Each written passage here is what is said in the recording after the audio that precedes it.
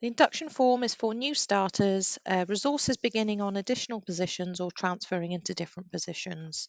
You can find the form by using the search function in the top right and typing. It brings it up here, or going into the main menu, and under Forms and New Starter is the induction form.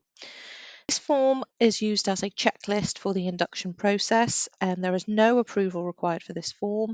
It can be saved and reopened by the line manager at any point.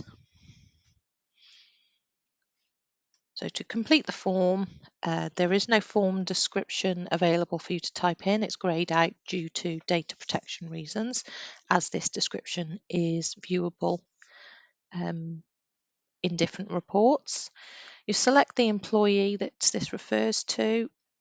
You either by the spacebar or the drop down, the position it relates to, tab through. It's now bringing through the line manager, the cost center, and the date pre-populated. You can then amend the start date if this hasn't brought it through correctly, and then select a reason for induction.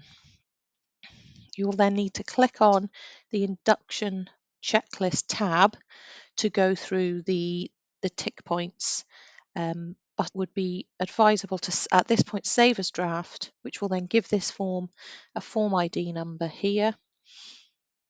So if you did need to leave the ERP and come back in, you can do so by going back into the form. So if you did need to go back in, and you'd come all the way out the form, and you go back into the induction form, if you delete where it says new under the form ID and either press the spacebar to bring up a list of previous forms you've completed under the induction form, or if you know the form ID, start typing. So spacebar and it brings up two that have already been completed. So then tab across to bring through the details.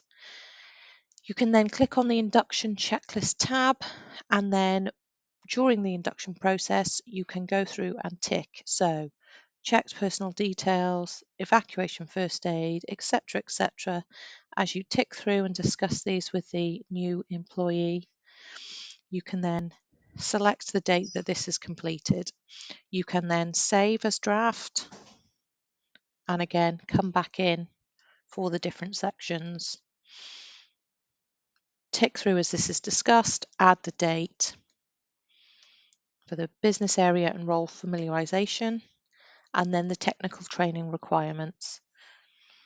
You can tick that all mandatory requirements have been done, the date they were completed, etc., etc., and then the date this section was completed. Once all the sections have been completed, you can then submit the form. It does not go anywhere. It is just a form for your reference, so that you are still able to come back in and make amendments on the form.